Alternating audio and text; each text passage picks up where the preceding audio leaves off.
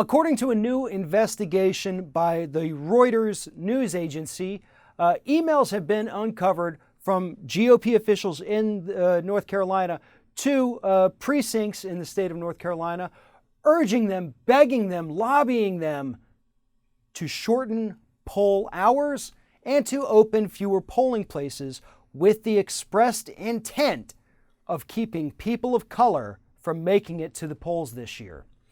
Now, these emails don't tell us anything that we didn't really already know.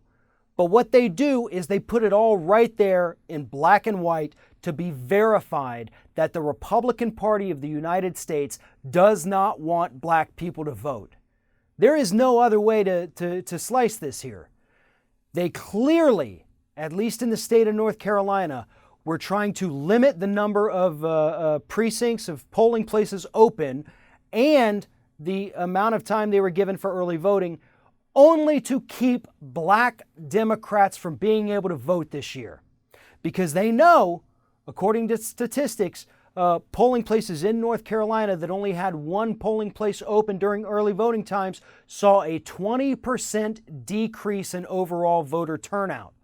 That difference this year with such a close race in so many states, especially North Carolina, could easily be the difference between a Democrat victory and a Republican victory. The Republican Party knew this, and that's why they went ahead trying to shut down as many of these places as possible. In fact, one precinct worker who tried to fight back said that he was vilified, treated as a villain, because he wanted to open up more polling places in his area. He wanted to extend early voting hours to make sure that everybody in the state of North Carolina got the opportunity to express their constitutional rights, to participate in democracy.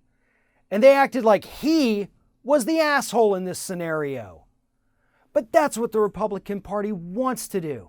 They don't want to extend the right to vote to everybody in this country. They want to have as few people as possible show up at the polls each time there's an election, because low voter turnout always benefits the Republicans. Now, we've only got a couple days here until the actual election, and unfortunately, there's not enough time left to fix this situation in North Carolina or to fix any of the voting problems that we've seen erupt in any state in the United States here. But what we can do, because we do still have time for this, is to vote them out. If you live in a state where Republicans have limited voting hours or taken away polling places, reducing the total number of them in your state, vote them out across the board, down the line. No Republicans. If a Republican is running unopposed, write in someone else.